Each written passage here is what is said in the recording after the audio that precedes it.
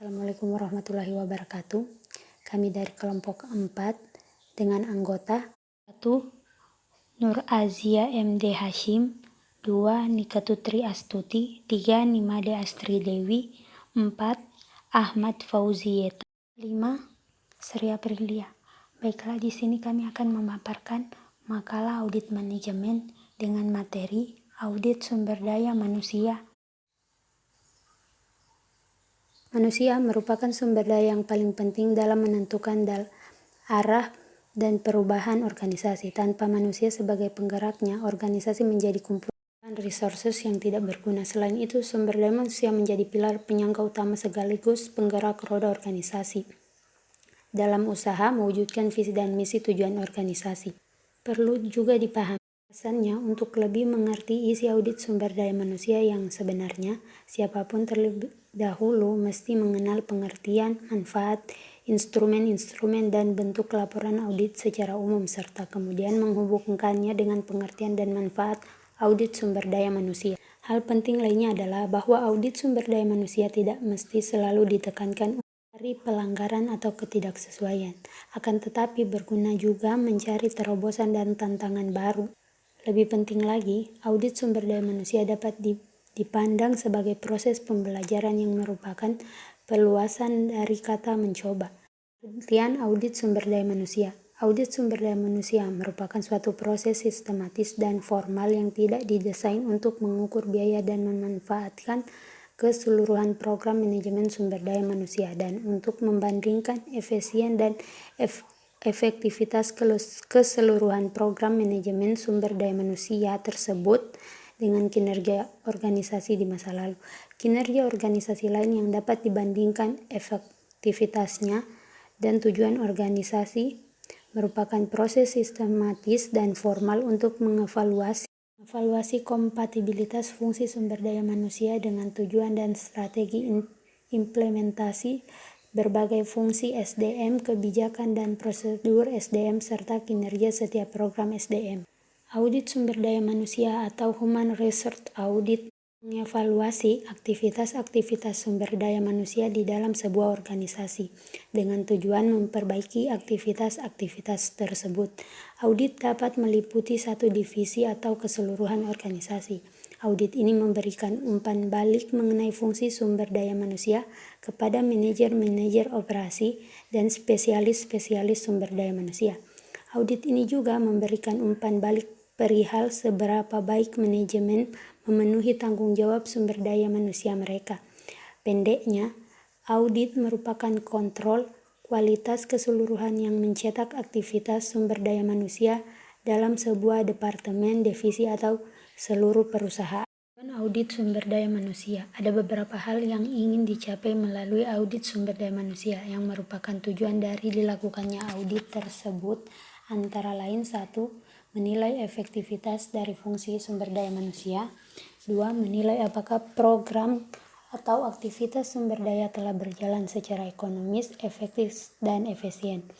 3. Memastikan ketaatan berbagai program aktivitas sumber daya manusia terhadap ketentuan hukum, peraturan, dan kebijakan yang berlaku di perusahaan. 4. Mengidentifikasi berbagai hal yang masih dapat diinginkan terhadap aktivitas sumber daya manusia dalam menunjang kontribusinya terhadap perusahaan. 5. Merumuskan beberapa langkah perbaikan yang tepat untuk meningkatkan ekonomis, efisien, dan efektivitas berbagai program aktivitas sumber daya manusia. Manfaat audit sumber daya manusia. 1.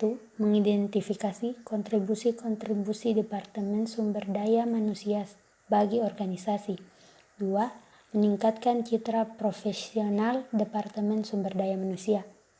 3. Mendorong tanggung jawab dan profesionalisme yang lebih besar di antara anggota-anggota Departemen Sumber Daya Manusia. 4. Menjernihkan tugas-tugas dan tanggung jawab Departemen Sumber Daya Manusia. 5. Merangsang keseragaman berbagai kebijakan dan praktik sumber daya manusia. 6.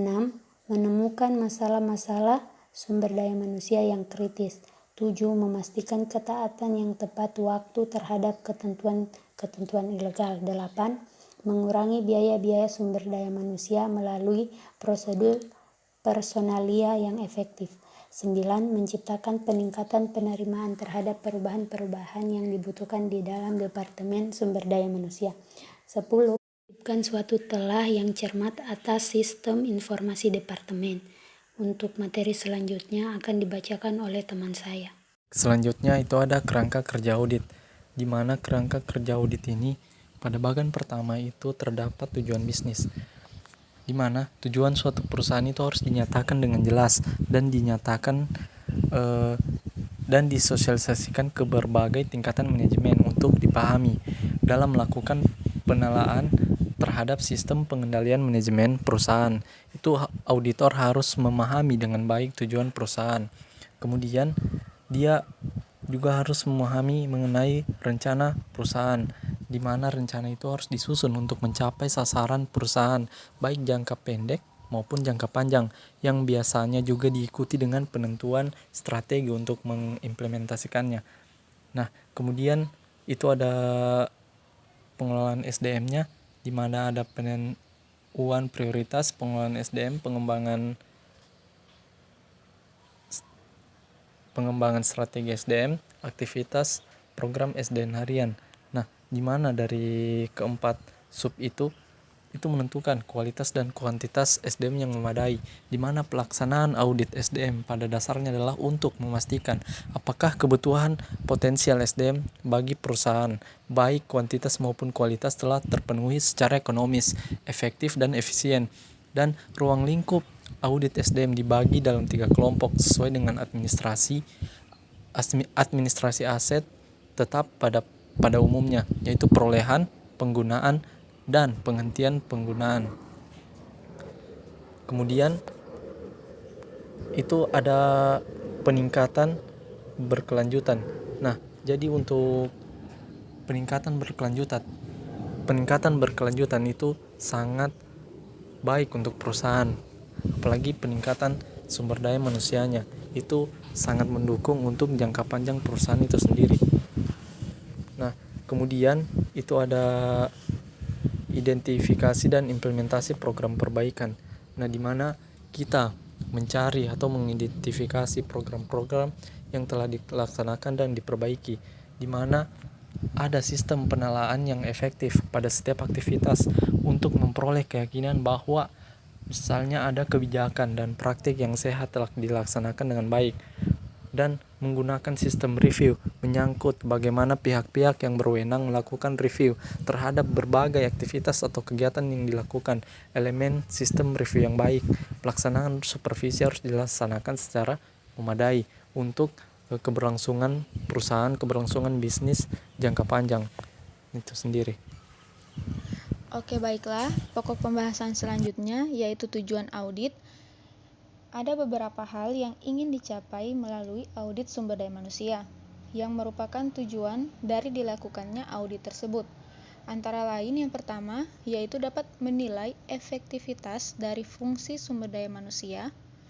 Yang kedua, dapat menilai apakah program atau aktivitas sumber daya manusia telah berjalan secara ekonomis, efektif, dan efisien. Dan yang ketiga, dapat memastikan ketaatan berbagai program atau aktivitas sumber daya manusia terhadap ketentuan hukum, peraturan, dan kebijakan yang berlaku di perusahaan. Yang keempat, dapat melakukan pengidentifikasian berbagai hal yang masih dapat ditingkatkan terhadap aktivitas-aktivitas sumber daya manusia dalam menunjang kontribusinya terhadap perusahaan. Dan yang terakhir atau yang kelima, dapat merumuskan beberapa langkah perbaikan yang tepat untuk dapat meningkatkan ekonomisasi, efisiensi, dan efektivitas berbagai program atau aktivitas sumber daya manusia. Baiklah, selanjutnya saya akan menjelaskan manfaat audit sumber daya manusia. 1. Mengidentifikasi kontribusi Departemen Sumber Daya Manusia bagi organisasi. 2. Meningkatkan citra profesional Departemen Sumber Daya Manusia. 3. Mendorong tanggung jawab dan profesionalisme yang lebih besar di antara anggota-anggota Departemen Sumber Daya Manusia. 4. Menjernihkan tugas-tugas dan tanggung jawab Departemen Sumber Daya Manusia. 5. Merangsang keseragaman berbagai kebijakan dan praktik sumber daya manusia. 6. Menemukan masalah-masalah sumber daya manusia yang kritis. 7. Memastikan ketaatan yang tepat waktu terhadap ketentuan-ketentuan ilegal. 8. Mengurangi biaya-biaya sumber daya manusia melalui prosedur personalia yang efektif. 9. Menciptakan peningkatan penerimaan terhadap perubahan-perubahan yang dibutuhkan di dalam Departemen Sumber Daya Manusia. 10. Mewajibkan suatu telaah yang cermat atas sistem informasi Departemen. Baiklah, selanjutnya langkah-langkah audit sumber daya manusia. Secara umum ada 5 tahapan, yaitu pertama, audit pendahuluan, di mana pada tahap ini audit menekankan auditnya pada perincian informasi, latar belakang, dan gambaran umum terhadap program atau aktivitas sumber daya manusia yang diaudit. Kedua, review terhadap sistem pengendalian manajemen. Pada tahap ini, auditor melakukan review dan pengujian terhadap pengendalian manajemen objek audit dengan tujuan untuk menilai efektivitas pengendalian manajemen dalam mendukung pencapaian tujuan perusahaan. Kemudian ketiga, audit lanjutan. Pada tahap ini, auditor melakukan pengumpulan bukti yang cukup dan kompeten untuk mendukung tujuan audit yang telah dilakukan. Kemudian 4, pelaporan. Tahap ini bertujuan untuk mengomunikasikan hasil audit termasuk rekomendasi yang diberikan kepada berbagai pihak yang berkepentingan. Kemudian kelima, tindak lanjut. Sebagai tahap akhir dari audit manajemen, tindak lanjut bertujuan untuk mendorong pihak-pihak yang berwenang untuk melakukan tindak lanjut sesuai dengan rekomendasi yang diberikan.